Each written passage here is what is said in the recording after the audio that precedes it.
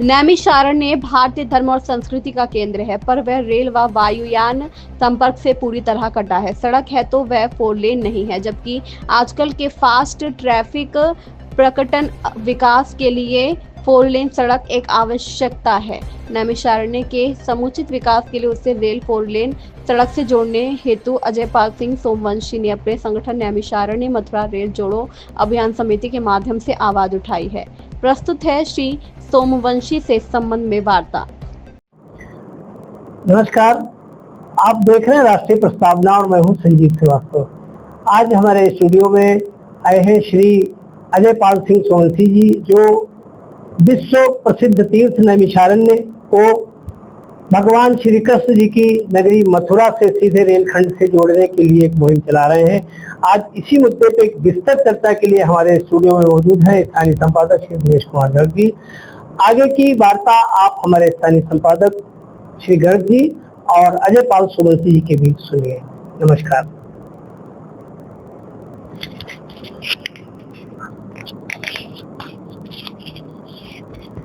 नमस्कार, मैं दिनेश कुमार गर्ग।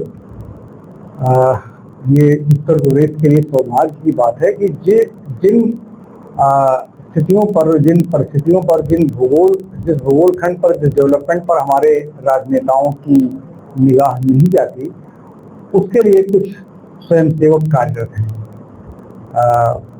पूरे देश में हमारे रेलवे का नेटवर्क ऐसा है कि एक सिरे से चलिए तो दूसरे सिरे तक आप घूमते रह जाइए और घूम जाइए, कहीं आपको दूसरा ट्रांसपोर्ट पकड़ने की आवश्यकता नहीं है।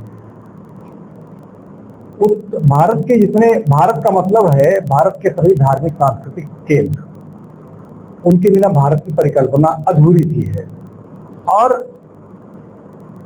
उत्तर प्रदेश एक ऐसी जगह है जो सभ्यता का पालना कही जाती है, यानी भारतीय संस्कृति का उद्भव, विकास और आधुनिक संदर्भों में जो उसके स्वरूप है, उसका पालन पोषण सब कुछ उत्तर प्रदेश में हुआ है। उत्तर प्रदेश में ही हमारे सभी प्रमुख अवतार हुए हैं, जैसे भगवान राम अयोध्या में हुए, भगवान कृष्ण मथुरा में हुए, भगवान बुद्ध उत्तर प्रदेश में ही 24 साल तक उन्होंने अपनी शिक्षाएं सारनाथ से शिक्षाएं शुरू की और यहीं उत्तर प्रदेश से घूम शिक्षाएं देते रहे।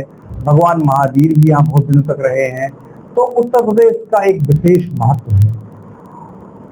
हमारे साथ अजयपाल सिंह सोमवंशी जी हैं, जो जल निगम से रिटायर्ड हैं 2013 में, और पिछले 1 साल से एक संगठन है नैमिषारण्य मथुरा रेल जोड़ो अभियान समिति, उसके महासचिव के रूप में आप इस बात के लिए प्रयत्नशील हैं कि हमारे देश के नेताओं, जो मंत्री हैं, प्रधानमंत्री जी, रेल मंत्री जी, रक्षा मंत्री जी और हमारे प्रदेश के माननीय मुख्यमंत्री जी, पर्यटन मंत्री जी, उप मुख्यमंत्री जी, सबको ये समझाने में लगे हुए कि मात्र 111 किलोमीटर के रेल खंड को अगर जोड़ दिया जाए, विकसित कर दिया जाए और जोड़ दिया जाए, माने नैमिषारण्य से मथुरा को अगर जोड़ दिया जाए, तो रामेश्वरम से चली रेलगाड़ी भारत के समस्त तीर्थों की परिक्रमा करते हुए लोगों को काशी, मथुरा, नैमिषारण्य, जो हिंदू संस्कृति के 3 प्रमुख केंद्र हैं,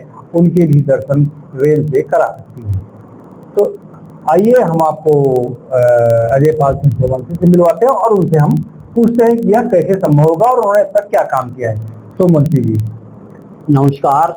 सबसे पहले मैं जो मुहिम चलाई जा रही है उस मुहिम में सहयोग देने के लिए और उसको समझने के लिए राष्ट्रीय प्रस्तावना को धन्यवाद ज्ञापित करता हूं, और इस आशा के साथ कि आप मुहिम के सहयोगकर्ता नहीं हैं बल्कि मार्गदर्शक की भी भूमिका निभाएंगे। तो हम ये कहना चाहते हैं कि भारत दुनिया को अपनी पौराणिक और आध्यात्मिक विरासत के चलते विश्व गुरु होने का संदेश देता है और भारत सदियों से विश्व गुरु की भूमिका निभाता आया है। देश के नागरिक ही नहीं बल्कि दुनिया भर के दूसरे धर्मों को मानने वाले और विश्व के अन्य स्थानों से आने वाले लोग यहाँ भारत की संस्कृत सभ्यता, वेद वेदांतरों का अध्ययन करते हैं और हर जगह से सुगमता से पहुंच जाते हैं। अभी भारत सरकार द्वारा कुछ वर्ष पहले भारत में वैश्विक पर्यटन केंद्र घोषित किए गए हैं। उनमें से उत्तर प्रदेश में भी 5 वैश्विक पर्यटन केंद्रों को घोषित किया।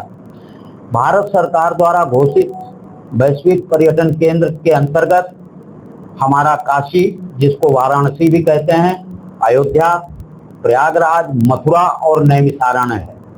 नैमिषारण्य देश का सबसे प्राचीन तीर्थ है और लोग जानते हैं कि सृष्टि की संरचना यहीं से प्रारंभ हुई। 23,000 वर्ष मनु शतरूपा की तपस्या के बाद सृष्टि की शुरुआत हुई। जितने वेद और पुराणों हैं उनकी संरचना का केंद्र नैमिष रहा है और 33,000 ऋषियों मुनियों ने एक साथ तपस्या की और एक साथ कथा सुनी।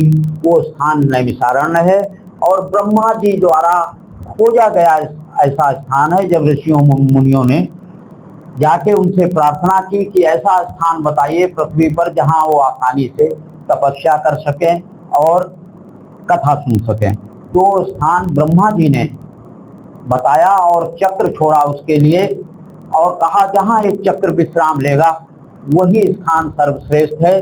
तो ब्रह्मा जी तो ठीक है, आपने जो अभी अपना आपकी मुहिम है, हम उसकी तरफ आते हैं। आपने इसके लिए अभी क्या किया? तो हम ये कहना चाह रहे हैं कि जब भारत सरकार ने ये 5 तीर्थों को वैश्विक पर्यटन केंद्र घोषित किया तो मेरी निगाह इस बात पे गई कि इन 5 में काशी, मथुरा, अयोध्या और प्रयागराज में तो देश विदेश से आने के लिए हवाई, रेल नेटवर्क, आपका जो है राष्ट्रीय राजमार्ग और एक्सप्रेसवे, सभी प्रकार की कनेक्टिविटी है, सभी प्रकार की सुविधा है। लेकिन हमारा नैमिषारण्य तीर्थ ऐसा है जहां अभी कोई 4 लेन सड़क तक नहीं है। रेल और हवाई यात्रा की बात दूर की है। तो ऐसी स्थिति में विचार आया कि क्यों नहीं इस मुहिम को शुरू किया जाए। इसके लिए हमने वर्ष 2016 में अप्रैल महीने में विभिन्न जो सेवानिवृत्त लोक सेवक थे उनके साथ बैठक की, बातचीत की और ये निष्कर्ष निकला कि सभी ने कहा कि ये बहुत उत्तम कार्य है।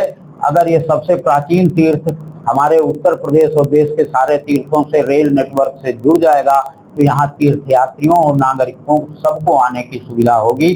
तो ये आपका सितंबर 2024 में नैमिषारण्य मथुरा रेल जोड़ो अभियान समिति नामक एक संस्था का गठन हुआ और इस संस्था के माध्यम से भारत सरकार से ये अपील की गई माननीय प्रधानमंत्री जी से, माननीय प्रदेश के मुख्यमंत्री जी से और माननीय रेल मंत्री जी से कि नैमिषारण्य से फर्रुखाबाद तक केवल 112 किलोमीटर नई रेल लाइन बिछा दी जाती है।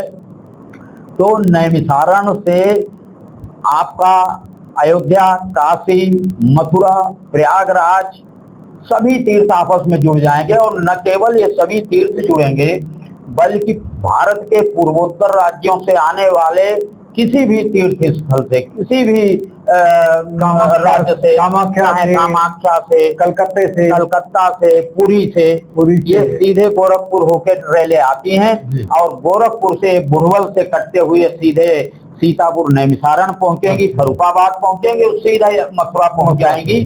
तो राम, कृष्ण और शिव तीनों का स्थल उत्तर प्रदेश है। काशी, अयोध्या और मथुरा ये तो जुड़ेंगे, लेकिन इसी 112 किलोमीटर ट्रैक के अंदर हम ये बताना चाहेंगे कि भगवान विष्णु के 2 और अवतार, भगवान नरसिंह का अवतरण स्थल हरदोई है जो नैमिष और फर्रुखाबाद के बीच में है और भगवान वामन जिन्होंने राजा बलि की परीक्षा ली, 3 पग में पूरी भूमि नाप ली, उनका भी अवतरण स्थल वो भी हरदोई से ही जाने जाते हैं। राजा बलि प्रहलाद, भक्त प्रहलाद के पौत्र थे और उन्हीं की परीक्षा ली।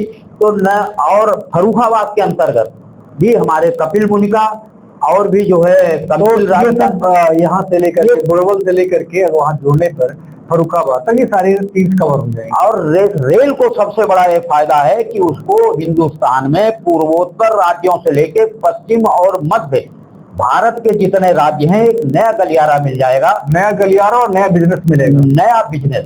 माल ढुलाई बहुत आसानी से होगी, यात्री ढुलाई तो बहुत ही मतलब उपयोगी और बहुत ही रेल को आय वाला ये प्रस्ताव है। और इस प्रस्ताव को संत महात्माओं ने स्वीकृति दी है। हमारे अयोध्या के महंत नृत्य गोपाल दास जी, जिनको सभी जानते हैं, किसी परिचय के मोहताज नहीं है, उन्होंने भी माननीय प्रधानमंत्री जी को पत्र लिख के ये प्रार्थना की है। आपके स्वामी देवेंद्रानंद जी ब्रह्मलीन जो जगताचार्य थी नैमिष धाम के, उन्होंने भी माननीय प्रधानमंत्री मुख्यमंत्री जी को प्रार्थना की कि ये ट्रैक चालू किया जाए।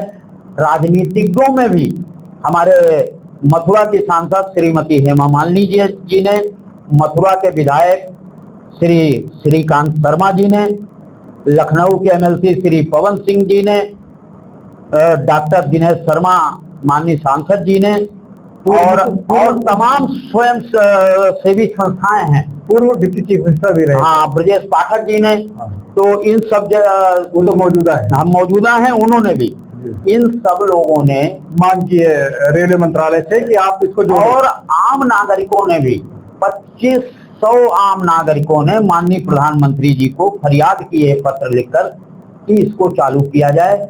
और ये मुहिम चल रही है आपके फर्रुखाबाद में, मथुरा में, नैमिषारण्य में, आपके अयोध्या में, प्रयागराज में, काशी में, वहाँ के नागरिक इस काम के लिए बराबर अपना हस्ताक्षर अभियान चला रहे हैं और ये प्रार्थना कर रहे हैं भारत सरकार से कि इस बहुउद्देशीय रेल ट्रैक को, जो केवल 112 किलोमीटर है, भारत सरकार के लिए कोई मामूली सा काम है, इसको पूरा किया जाए। लाखों किलोमीटर लंबे भारतीय रेल ट्रैक में अगर 112 किलोमीटर का रेल ट्रैक बना देना कोई बहुत बड़ी बात नहीं है। और भारत सरकार जो 2-2 लाख करोड़ रुपए के हवाई जहाज खरीद रही है एयरफोर्स के लिए, वो 50-60 हजार करोड़ रुपए अगर 112 किलोमीटर ट्रैक बना के दे देती है, 2,500 करोड़, 2,500 मात्र 2,500 रुपए का इन्वेस्टमेंट है। और वो इसकी फंडिंग भी बैंक कर देंगे, बहुत आसानी से कर देंगे। इसको करने पे इसको रेल मंत्रालय को गंभीरता सोचना चाहिए। और हमारे प्रधानमंत्री जो बनारस के सांसद हैं, जो हमारे भगवान शंकर के पुरी के सांसद हैं, उनको भी इस बात पर ध्यान देना चाहिए और उनके एक इशारे मात्र से, उनकी एक इच्छा मात्र से 112 किलोमीटर का ट्रैक 2029 के उनके आम चुनाव में पहले तैयार हो जाए, ये सोने में सुहागा होगा। नमस्कार।